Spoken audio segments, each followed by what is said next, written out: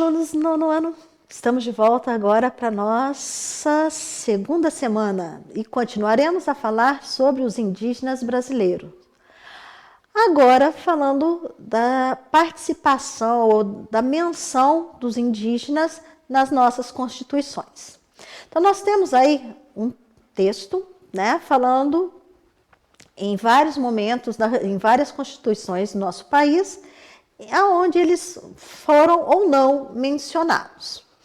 Após a leitura desse texto, vamos para responder as questões e completar o quadro abaixo. Então vamos lá. Primeira pergunta aí nós temos assim: como os indígenas foram abordados nas cartas constitucionais brasileiras? Ou seja, né, nas constituições brasileiras. Na verdade, tem Constituição aí do Brasil que eles nem foram mencionados, nem foi citado nada sobre os indígenas. E a partir de um determinado momento, de uma determinada Constituição, eles são citados, mas de forma muito superficial, né?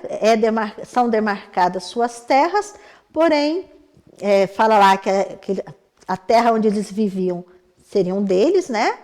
Porém, eles não poderiam vender, eles poderiam viver na terra dos seus descendentes e seus descendentes, né? As terras onde seus ancestrais já viviam, porém, essas terras não poderiam ser vendidas, somente eles viveriam naquela região. Então, algumas constituições não falaram nada e outras falaram de forma muito superficial, tá? Próximo item. Esquematize no quadro abaixo a forma como cada Constituição tratava a questão dos indígenas.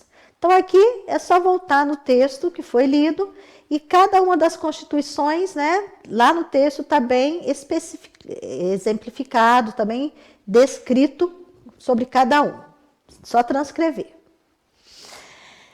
Na número 2, né, segunda atividade, temos novamente um texto. Esse texto é um trecho, né, da Constituição, da nossa Constituição de 1988, ainda sobre a questão indígena. Então, nós temos ali, falando que a Constituição, o capítulo onde está sendo os artigos relacionados. Tá? Depois de toda a leitura, vamos às questões. Então, vamos lá. Primeiro item, né? Qual a maior contribuição que a Constituição de 1988 traz para os povos indígenas? Novamente, só ir no texto e ver lá, tirar o trechinho que fala qual seria essa contribuição. E é o que eu já citei, né? A demarcação, aquele território que pertencia a eles, que seria demarcado e tudo mais, tá? Depois, qual ponto ainda é um desafio para os povos indígenas, mesmo depois da promulgação da lei, da Constituição de 1988?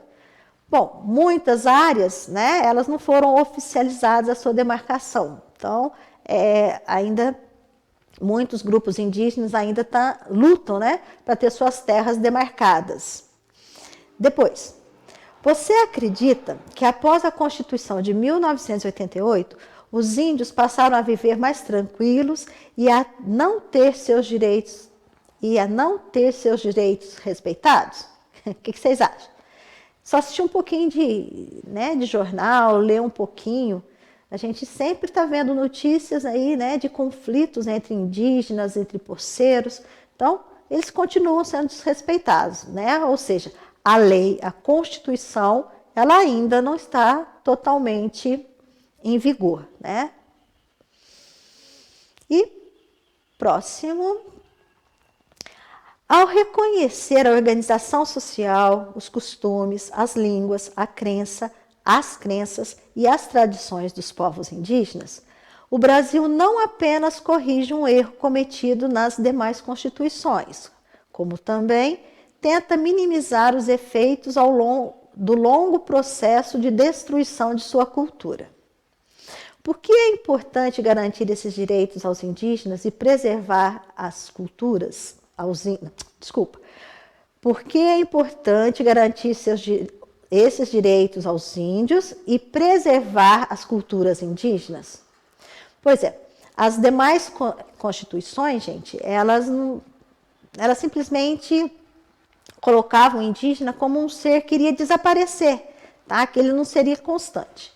A de 1988 já, diferentemente, enxerga que ele vai permanecer por muitos e muitos anos e a sua cultura, as suas tradições têm que ser mantidas. Porque é uma forma de respeito, porque eles são importantes, eles fazem parte da nossa formação. Lógico, né? Dê aí a sua opinião sobre o assunto. Ficamos por aqui, nos vemos na próxima semana.